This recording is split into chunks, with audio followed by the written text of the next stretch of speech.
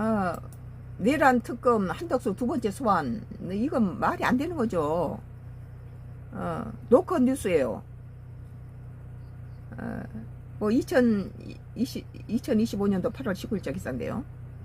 노컷 뉴스, 내란 특검 한덕수 두 번째 소환, 구속영장 청구 가능성. 뭐 갖다 잡아들이고 정치 보복하는 거죠. 그러니까 한덕수가 나는 대선에 대자도 싫다 그랬던 거 아니에요? 이 짓거리는 김문수가 다 해놓은 짓거리예요. 왜 통합을 못합니까? 단일화하겠다고 20번이나 국민을 우롱하고 거짓말 사기를 쳐놓고는 딱 국민의힘당 대선 주자가 되니까는 당장 뒤로 누워버리잖아요. 안 한다고. 거짓말 국민 가지고 우롱하고 당원들을 우롱한 거죠. 그게. 그래서 지금 이 사단이 난 거 아니에요? 한덕수가 대통령이 됐다면은 뭐 지금 뭐 사법이라든지 이런 게 독재가 들어가고 무슨 뭐 행위에 대해서 뭐 그것이 처벌했다고 대법원장을 갖다가 탄핵시킨다 어쩐다 이런 짓거리 안 나타나죠.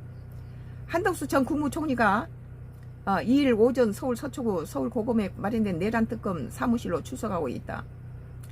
12.3 비상계엄 관련 내란 외환 의혹을 조사하는 조은석 특별검사팀이 19일 한덕수 전 국무총리 피의자 신분으로 불러 조사한다. 심의가 위법하게 진행되는 상황은 방관한 점 등에서 윤석열 전 대통령은 내란 혐의 공범 여부를 따져볼 계획이다.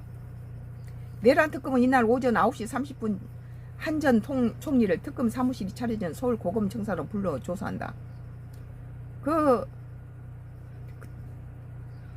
헌법학자들은 윤석열 전 대통령의 비상계엄은 이건 대통령 고유 권한이다. 비상계엄이라는 이 낱말이 존재한 이유가 대통령의 고유 권한이라는 거예요. 그게. 그리고 대통령이 무슨 내란을 저지릅니까? 자기가 나라를 장악하고 있는 대통령이 어떻게 내란을 저지른 놈의 대통령은 지구상에 한 나라도 못 봤어요. 내란을 갖다 붙여 먹을 데가 없어서 거기다 붙입니까?